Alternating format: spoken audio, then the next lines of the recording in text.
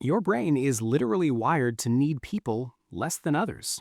And no, that's not a problem. That's actually a feature. See, for a long time, science thought people who preferred being alone were just shy or anxious or bad at connecting. But newer research is completely flipping that story on its head. Turns out some brains are built differently, built to go deeper, process harder, feel more. And those brains, they don't recharge around people. They recharge away from them. So let me ask you something. You know that feeling when you finally get home, close the door behind you, and just breathe? Like something in your chest just unclenches? Yeah, that. Most people think that means something's wrong with them. It doesn't. It means your brain is doing something incredibly sophisticated. And today, we're going to talk about exactly what that is. Because honestly, I wish someone had told me this years ago. Okay, so here's the first thing you need to understand. And this one genuinely blew my mind when I first came across it. There's this concept in brain science called cortical arousal. Fancy term, simple idea. Basically, not all nervous systems hit their limit at the same speed.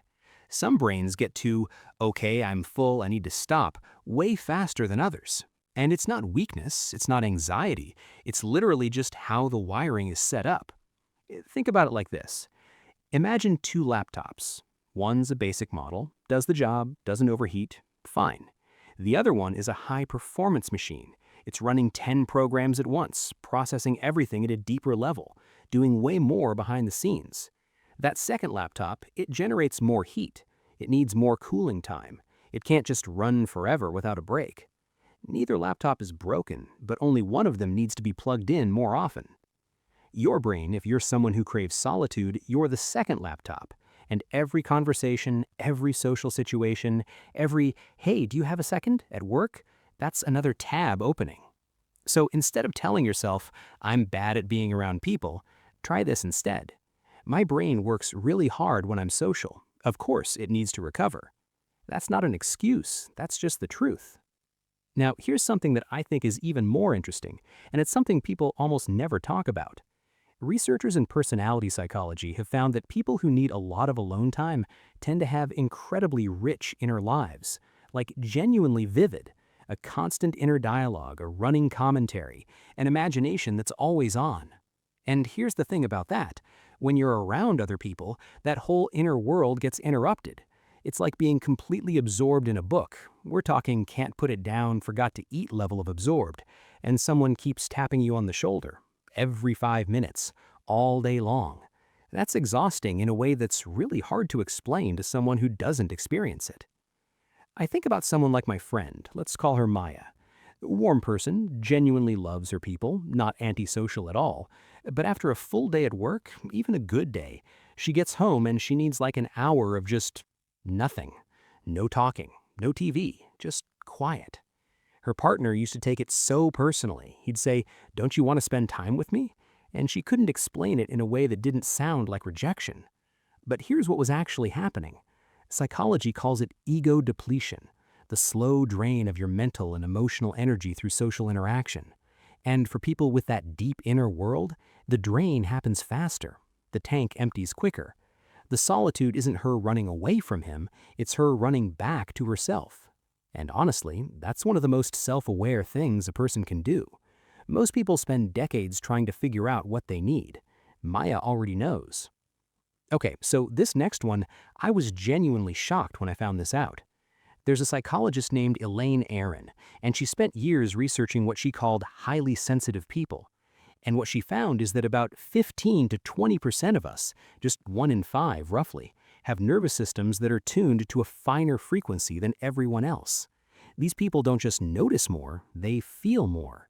They walk into a room and they're already picking up on the tension between two people who haven't even said anything yet. They hear the slight edge in someone's voice. They feel the shift in energy when a conversation changes direction. Now, I know what you're thinking. That sounds like a superpower.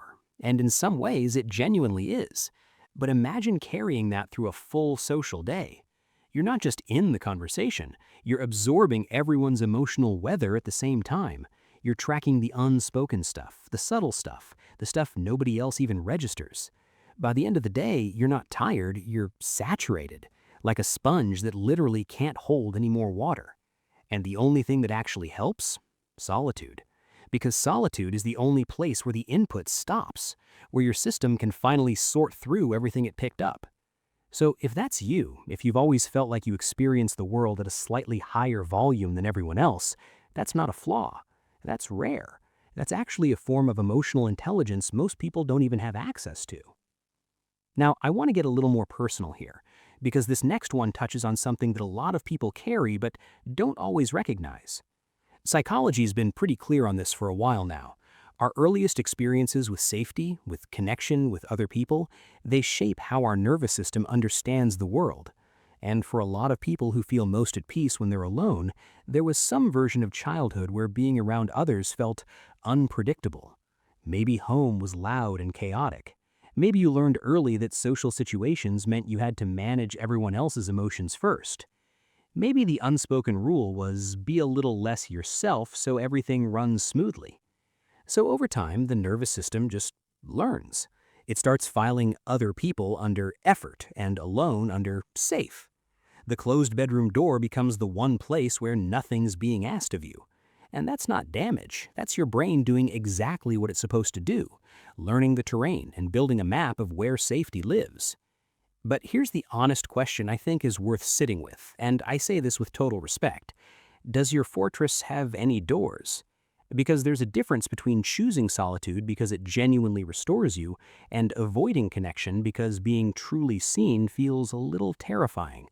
One of those is a strength. The other one is worth being curious about. Not critical, just curious.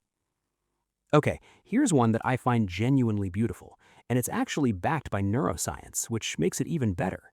When you're alone and undistracted, your brain activates something called the default mode network. Now that's a mouthful, but here's what it actually means. It's the part of your brain that connects dots, that finds patterns, that takes everything you've experienced and quietly starts making sense of it. Creative breakthroughs? Default mode network. Sudden clarity about a relationship you've been confused about? Default mode network. That moment in the shower where you finally figure out the thing you've been trying to figure out for weeks. Yeah, that's it. And people who actively seek solitude, even without knowing the science, are essentially protecting the conditions their brain needs to do its best work.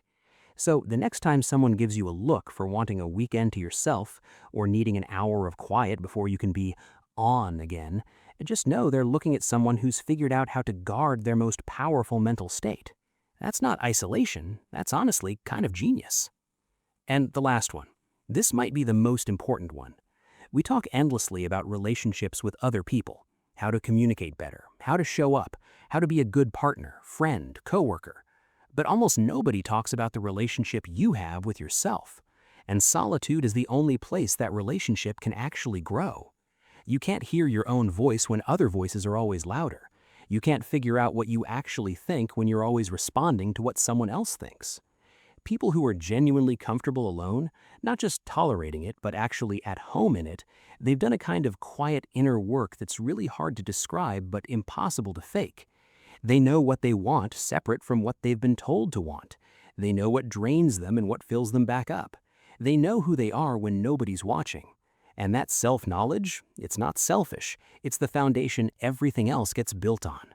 Every real relationship, every honest decision, every moment of actual confidence.